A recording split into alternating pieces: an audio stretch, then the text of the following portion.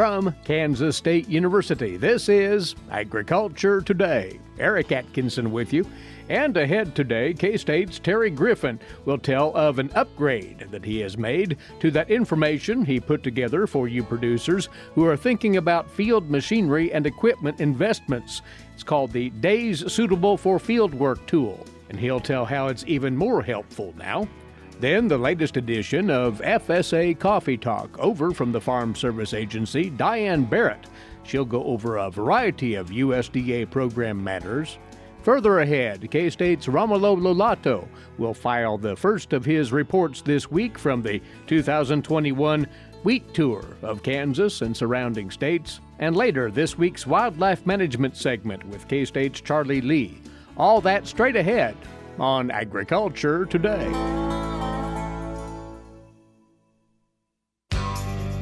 Have you ever thought about where your food comes from? If you're thinking the grocery store, think again. Facts show that the American farmer feeds more than 129 people. They are continually increasing and improving their operations. A wide variety of crops and livestock are grown in Kansas as well as the United States, providing food to your dinner plate. Next time you see a farmer or rancher, thank them. For more information, contact K-State Research and Extension.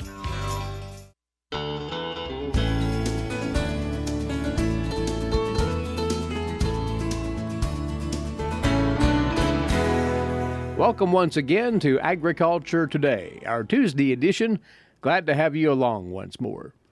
Well, a few weeks back we told you about something that our first guest has put together for the benefit of you producers. It's aimed at helping you make the best decisions on farm equipment and technology investments and upgrades. In fact, he has upgraded this very tool, and he's telling us about that today. Terry Griffin with us, precision agricultural economist with K-State Research and Extension. And to remind Terry, this is called the Days Suitable for Fieldwork tool. It's found on the agmanager.info website. If you would, recap the basic premise of this and how it can be helpful to the producer out there who's weighing a decision with quite some financial investment in the balance on making changes to their farm equipment fleet. So the days suitable for field work, is defined as how many days per week. The week is the shortest time frame that we measure this. That farmers and equipment operators are able to get the equipment into the field to do whatever that equipment is supposed to do: tillage, planting, spraying, harvest, and so forth.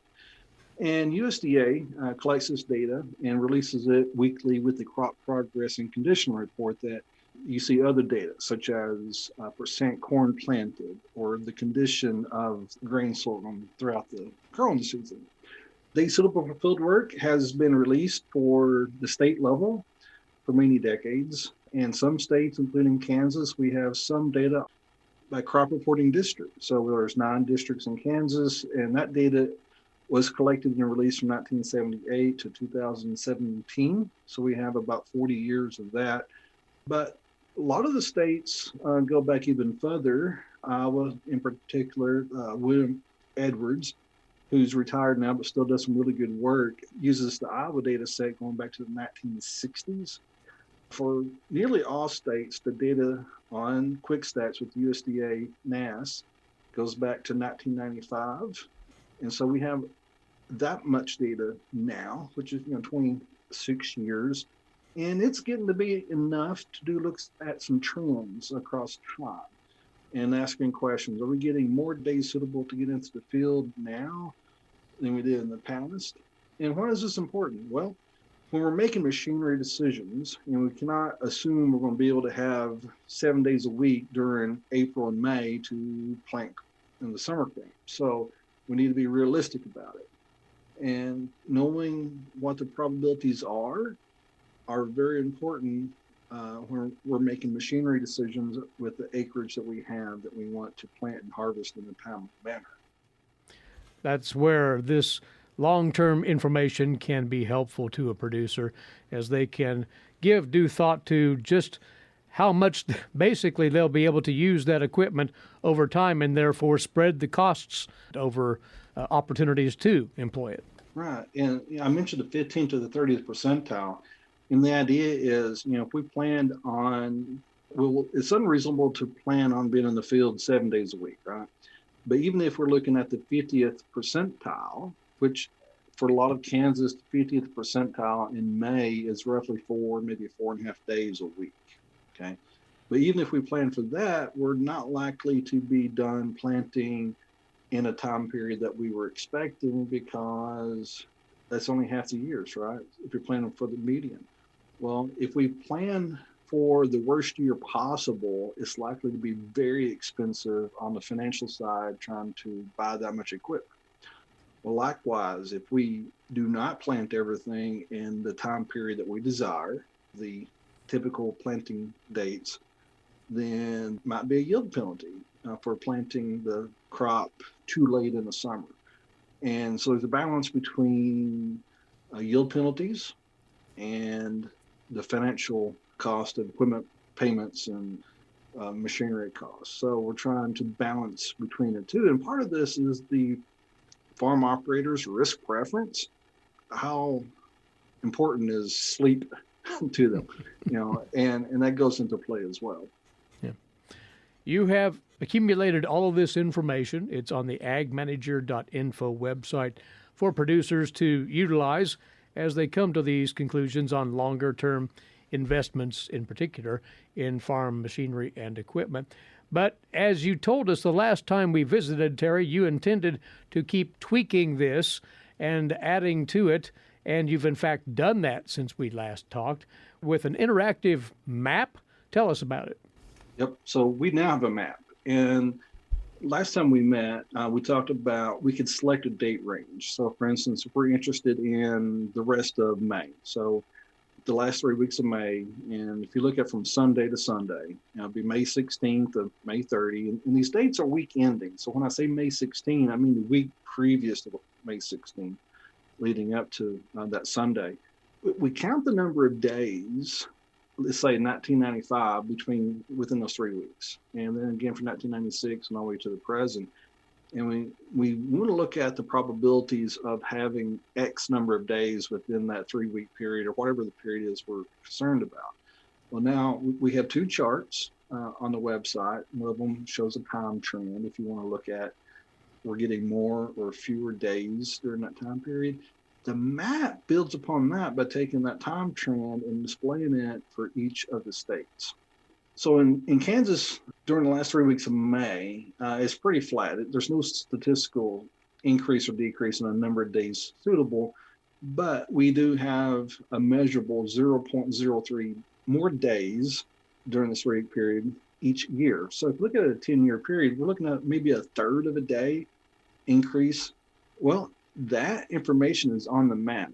And so if we hover your cursor on the map, or if you're on a mobile device like a touchscreen device, your phone, your smartphone, you can just tap it with your finger. In Kansas, will show that we have 0.3 days per decade more fieldwork opportunity to get into the field. In Iowa, I'm going to click on that, and they've lost half a day per decade. And this is consistent with the research that William Edwards put out last year. He says that the number of days suitable for field work in Iowa is shrinking, and in particular for the Northwest crop reporting district. So that was kind of good news to me that results from my analysis was consistent with what William Edwards was releasing as well. And I think this map is handy to take a look at, let's say, the Great Plains or the Eastern Corn Belt collectively, and seeing if they all are following sort of the same trend of having increased or decreased number of days suitable. I do plan on doing some more additional enhancements for the states that have data, crop reporting districts. So Kansas has 9 districts within the state. I think that's true. Iowa, Missouri, Indiana, and a few others have that same type of more fine detailed data. I plan to add that to the map as well. And I'm also considering, well, as always, I'm open to suggestions from our listeners. If you have something you'd like to see, or bells and whistles, or maybe something you think I did incorrectly, I'm open to suggestions. But one thing that is on my mind is a lot of these trends are not statistically significant, even though they're measurable. And I'm considering going in and kind of graying all those out so that they don't stand out on the map as when they're not really a true difference. Well, you keep finding ways to upgrade this tool and make it even more applicable to the decisions that producers are making on long-term equipment investments. But the point remains, Terry, that this can be helpful background for those decisions because we're not talking about nominal investments whatsoever here. Right. And these are really important farm management decisions. And, we've talked in the past that, this tool isn't something that, farm operators would wake up every morning to check. This is more of, when they're making a 5-year plan and they're looking to make major equipment purchases or renting or buying a tract of land. This is when those types of decisions will come in play using this tool. It is handy. It is at agmanager.info, and it's upgraded one more time as Terry has just described. So producers, look into this resource on days suitable for field work, covering not only Kansas, but the nation, and it's broken down in the state, as Terry says, by the crop reporting districts, all 9 of them here in this state. Data from the USDA posted weekly on days suitable for field work. Terry, keep it going. Thanks for letting us know what you've done of late with this data. Thanks for having me, Eric. It's always a pleasure. Precision agricultural economist Terry Griffin, K-State Research and Extension, with us. And in keeping with this very topic, the USDA has come out with its weekly crop progress and condition report, which includes the latest data on days suitable for field work, 3.8 days this past week, for the record, according to the department. Later on, during our agricultural news segment, we'll fill you in on the rest of that weekly crop progress and condition report for Kansas. Next up, after this break, the latest edition of FSA Coffee Talk. You're listening to the K-State Radio Network and Agriculture Today.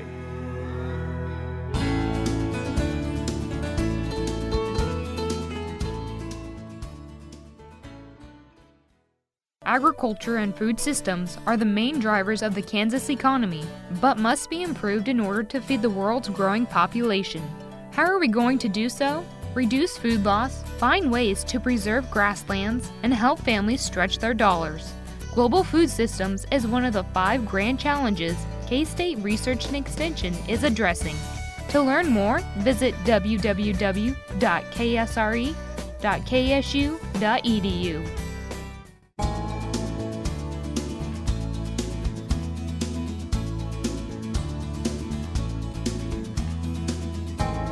You're listening to the K-State Radio Network and Agriculture Today. Well, every other week, we get together with folks from the Farm Service Agency state headquarters for Kansas, which is based right here in Manhattan, and get caught up on what's going on with USDA programs of interest to you producers, called FSA Coffee Talk. And joining us now for the first time is an agricultural program specialist from the Kansas FSA, Diane Barrett. Good to have you here, Diane, for your first go-round on Coffee Talk. Well, thank you for having me. I'm just kind of here that I'd like to discuss some of the activities of farmers and ranchers throughout the state, and thank you for letting me be here. You bet. What's the first thing you'd like to share? And this has to do with acreage reporting? Yes, it does. I know it's a busy time for farmers here in the state of Kansas. They're planting their spring crops and everything else that goes on out at the farm at this time. What they need to do is when they get their crops planted, they need to be sure and come into the county office and report their acres. The final deadline for reporting acres of your spring crops is July 15th. I know that's a couple of months away, but time does flow pretty quickly through here. Most of our offices are open for visitors, but it's still recommended that you contact your local FSA office prior to your visit just to make sure how they're processing acreage reports and making appointments or how they're just going to be taking your report for you. It's rather routine business, but again, time moves swiftly at this point of the season. So you want folks to take care of this business as soon as possible. That's true. Again, the deadline, July the 15th on that. We've had adverse weather in Kansas of late, and you wanted to share some reminders for producers, farmers, or ranchers who experience some adversity from irregular weather. Yes, we've had lots of rain over this last weekend, and I know that there has probably been some flooding out in the area throughout the state. The main thing we want to make sure they know that if they have a crop loss, that they need to come in and report that crop loss to the county office. It needs to be reported within 15 days of the event occurring. The thing is, if you're wanting to plant that acreage to a different crop, such as corn followed by soybeans, you would need to come in, file your notice of loss to preserve the planting history of the original crop. This report must be completed prior to destroying any of the acreage, as the county office may need to complete a field visit to document the damage. We have several other programs available to provide assistance to producers when they're experiencing crop losses or livestock deaths. The Non-Insured Assistance Program, or what we call it in the office is NAP, covers crops that cannot be insured by the RMA through their local crop insurance agents. However, in order to have this coverage, you had to have paid the service fee and applied for coverage at the county office by the sales closing dates. Losses for most producers with NAP coverage shall report these losses to the county office within 15 days of the loss becoming apparent. However, if they are a producer of fruits or vegetables, they are required to report those losses within 72 hours of the weather event, as these crops tend to deteriorate more quickly than others.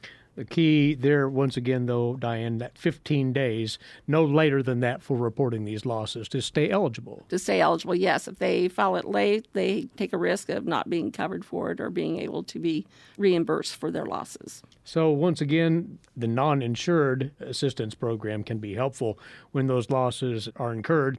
For our livestock producers, you have other opportunities too. Yes, we do. Most of us had some contact with this for the Livestock Indemnity Program here when we had the, I guess it was called the Uri storm in February, where it was extremely cold.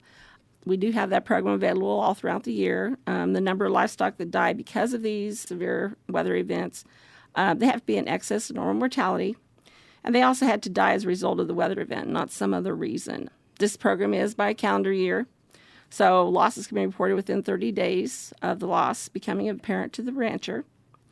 They can also have several events that occur, and so there could be several loss events occurring throughout the year. So these need to be filed timely, whether it's this month or back in October. They still need to come in within 30 days of the event. The producer will need to provide documentation of the death losses, as well as beginning inventory documentation before any payments can be approved.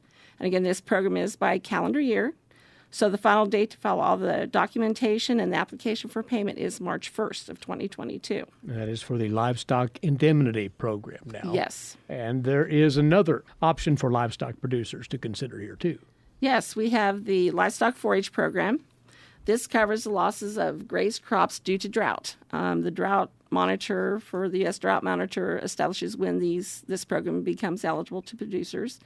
Once the county becomes eligible, the county offices will notify the producers in that county so they can come in and start making applications. On this program, there's not necessarily a notice of loss that is filed because the county is either eligible or it's not. They do need to come in, producers do need to come in by January 31st of 2022 and file their application for payment and provide all the documentation of beginning inventory and such. Currently, in western Kansas, there are 30 counties that are eligible for LFP due to drought for the small grains that are being grazed out there, such as your wheat, barley, triticale. So it's ongoing. Notwithstanding the recent rains, though, to remember, we're likely going to see drought persist in certain areas. So this livestock forage program will be very much viable for producers in those regions. Yes. Yeah.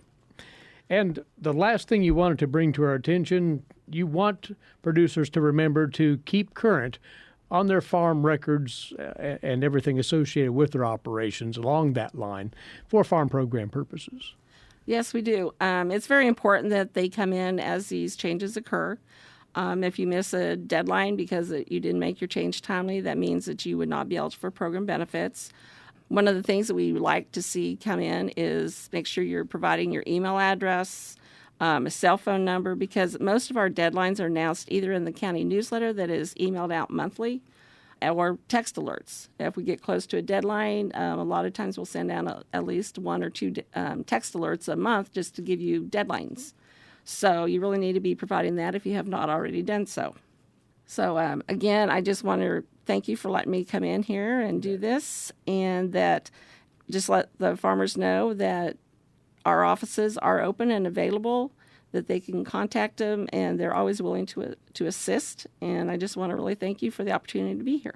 And business is closer to as usual as it has been in some time at those local FSA headquarters. So folks, take full advantage of that and keep that dialogue going with your local FSA personnel. Thank you again, Diane, for being along with us.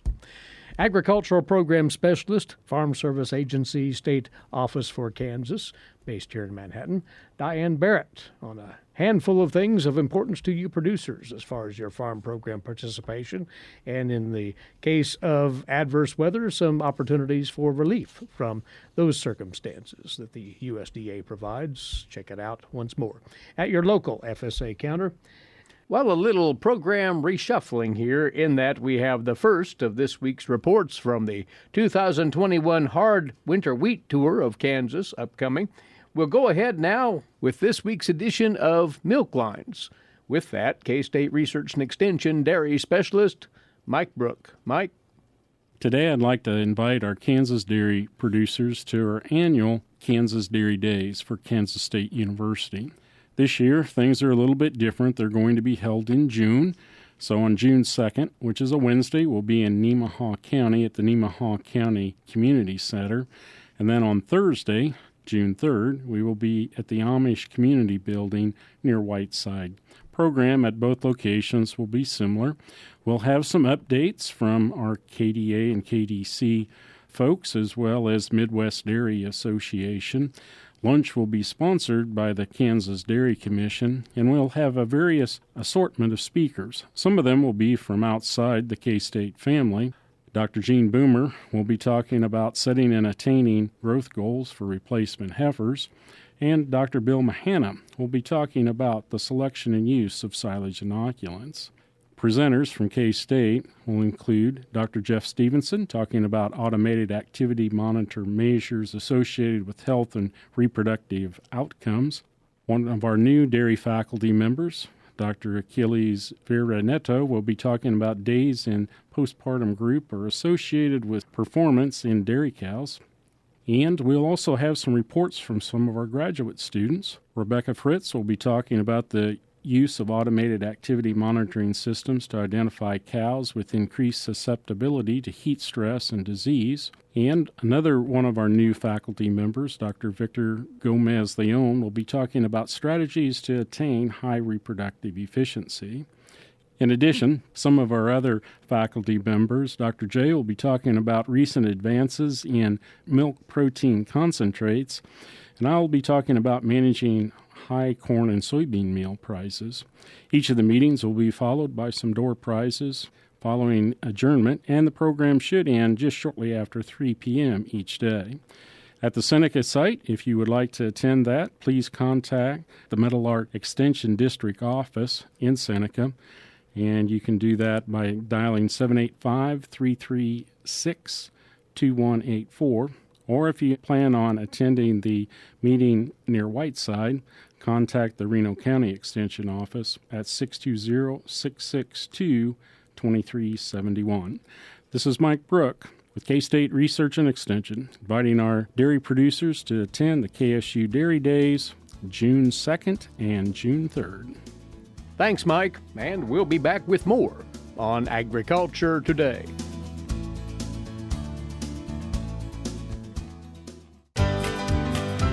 Did you eat today? Thank a farmer. A way to get more involved in agriculture is through 4-H and FFA. Through 4-H and FFA, we have been given multiple opportunities to grow as leaders and learn more about agriculture. You can learn skills related to jobs, public speaking skills, and you get the opportunity to travel around the country and meet new people. If you want more information about getting more involved in 4-H and FFA, visit them on their websites at kansasffa.org and kansas4h.org.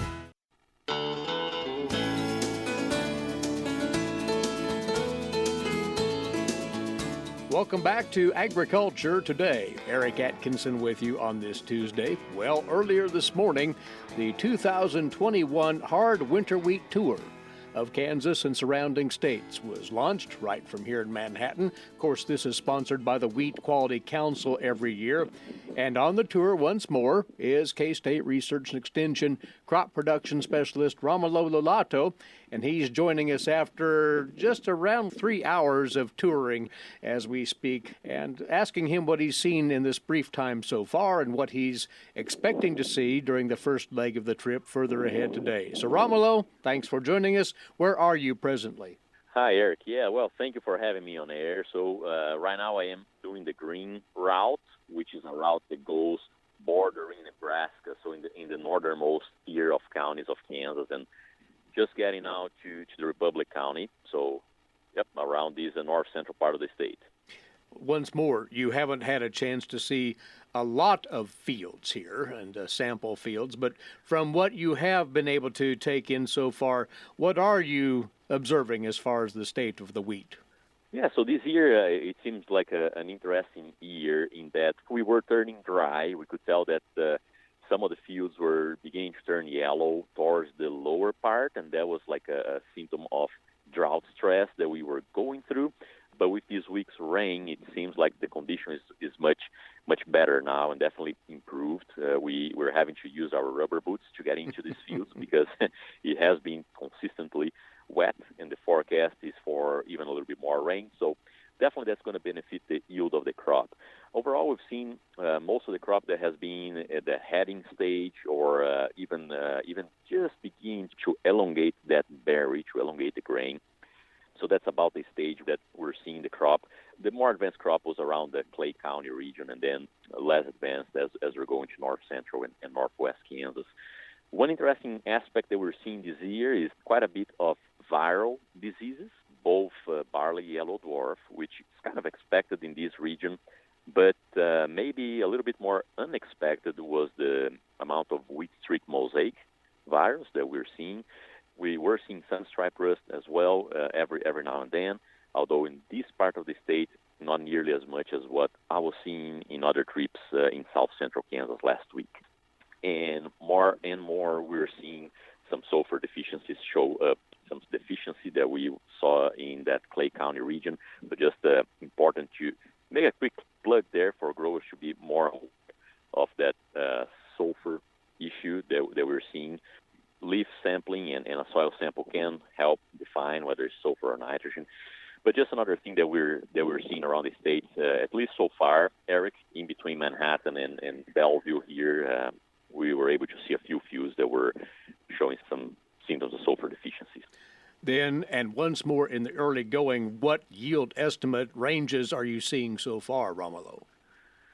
Well, anywhere from about in the low end of that 35 range all the way to about 60s, more or less, that mid-60s. That's been the range that we've seen so far. Again, very early in the trip. Now, it's interesting that this year on the Wheat Quality Tour, we usually have around 90 people going all over the state, and we are about half of that this year, so we have about 46. But we have roughly the same number of cars, right, just because of travel restrictions with COVID, so we have less people in each car. But I expect that by having the same number of cars out there, we might end up with a good estimate of the yield around the state, just because we might have enough samples going on to get a good estimate of the yield in the end. Very good. And the path you'll follow for the remainder of the day, will you be staying roughly in that northern tier of counties near the Nebraska border? For today, that's the path that I'm taking. I have contacted a few growers in this region that I'll be stopping by and checking the status of their fields with them as well.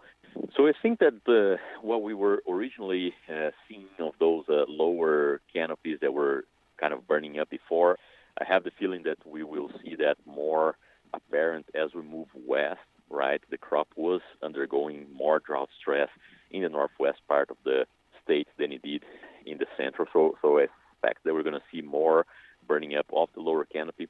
Again, with the recent rains, that's going to be alleviated, but the damage that was done, we would already be able to see that in the lower canopy. So I anticipate that we're going to see some of that.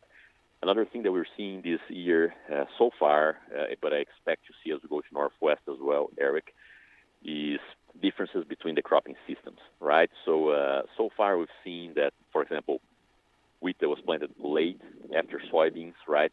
Perhaps it doesn't have the same yield potential as some of those that were planted earlier, maybe after another wheat crop or even after a canola crop. As we move west, I expect that difference is going to be more apparent between fields that were planted after corn or after a long fallow, right? So those after corn probably with a much lower yield potential, just planted late. And one thing this year, Eric, that has been interesting is that the fields are just not as tabletop even, right? Like the canopy is just not as tabletop as we've seen in the past. A couple of things that can be causing that. One of them is soil water status at planting. Remember that the month of October was extremely dry. And so some fields got planted and the emergence was very erratic. Some of it reached moisture as soon as it was planted and came up. Others waited until a November precipitation for it to come up. So this year we're seeing a lot of differences in the stage within field. And I think we might have lost some dealers as well in that February cold spell that we had, those Arctic temperatures. Maybe we lost some of those primary dealers there more than what we were thinking. And so that might be causing some of these unevenness in the stands as well. Well, each wheat production season has its uniqueness.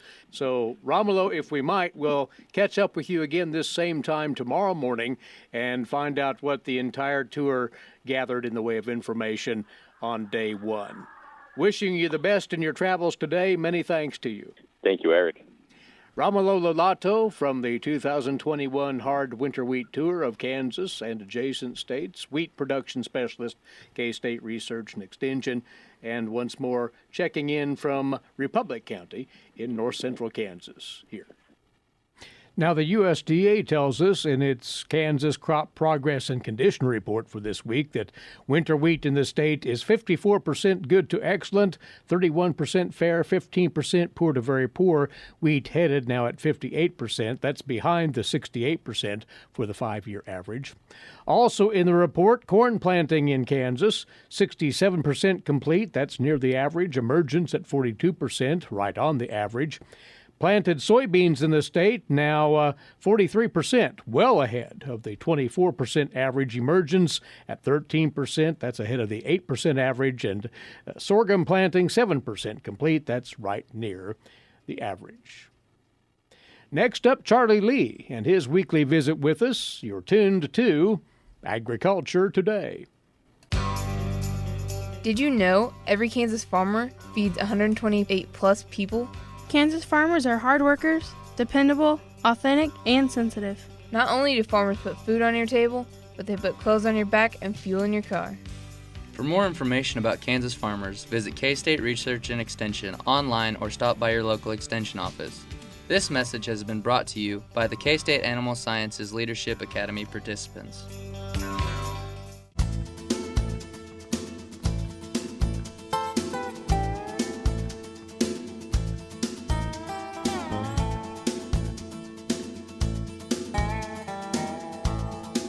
Concluding this Agriculture Today now, it's our weekly wildlife management segment. Aboard once more is former K-State Research and Extension wildlife specialist Charlie Lee.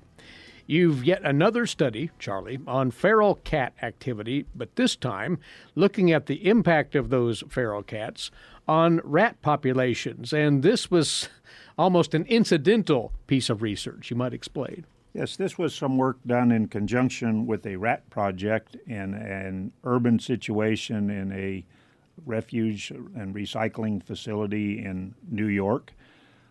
They were doing a project looking at rat populations where they were capturing individual rats, microchipping those rats, and doing all sorts of behavioral studies there.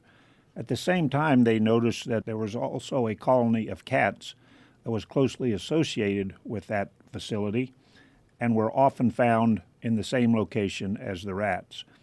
So they thought, well, it was a good opportunity to study the interaction between rats and these feral cats that was in the facility. Then how did they set this up? And they intended to take several observations on that interaction between the cats and the rats. Yeah, their primary objective was to investigate how feral cats, directly or indirectly, impact urban rats. And this was at the waste management facility. They had video cameras up 24/7 to capture rat movement and at the same time capture cat activity in reaction to or in response to rats.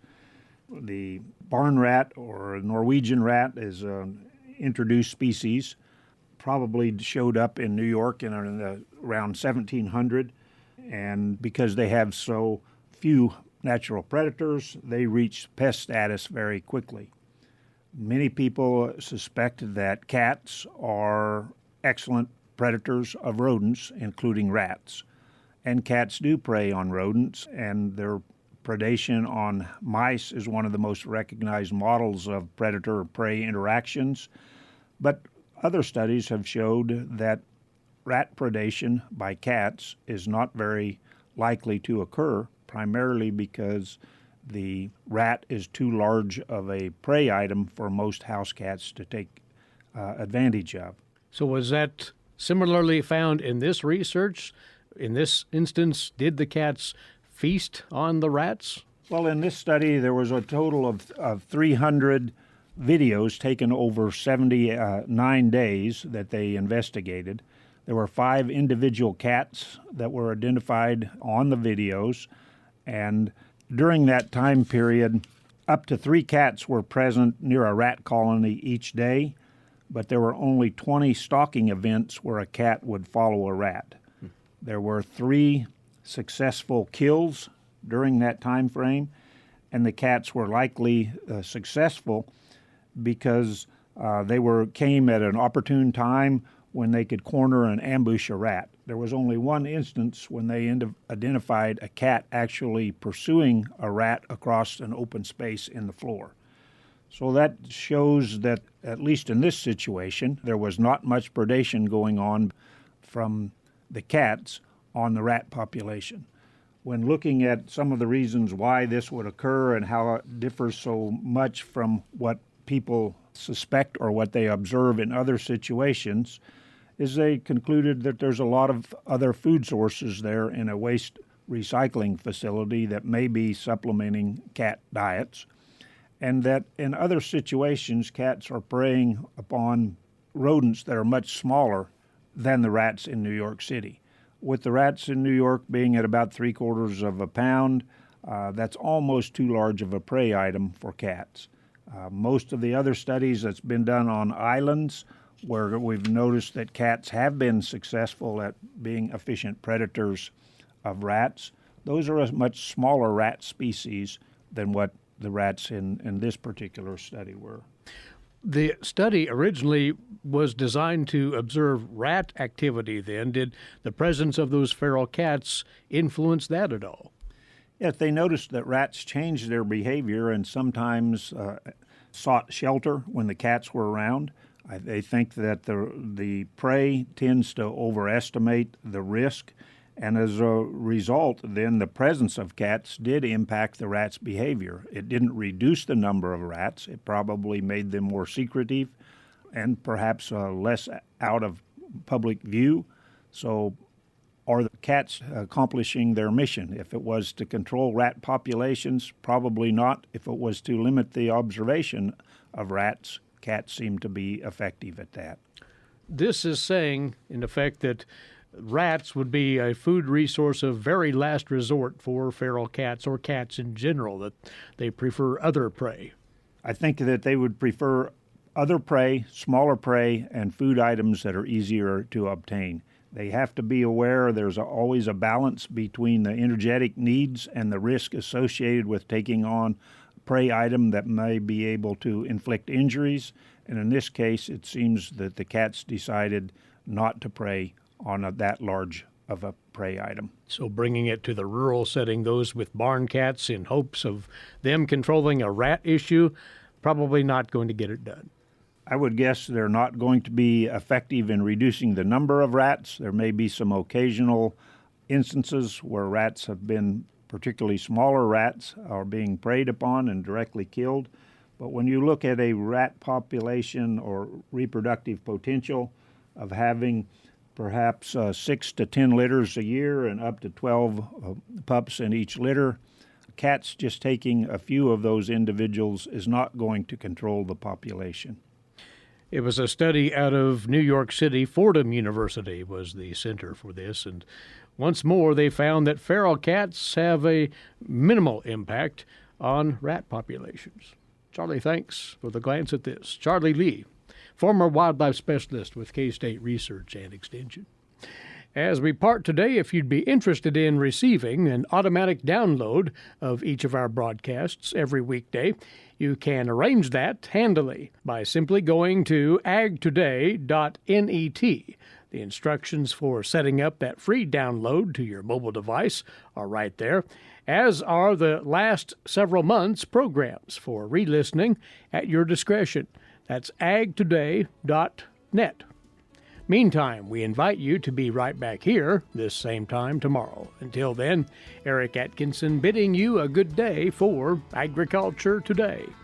This is the K-State Radio Network.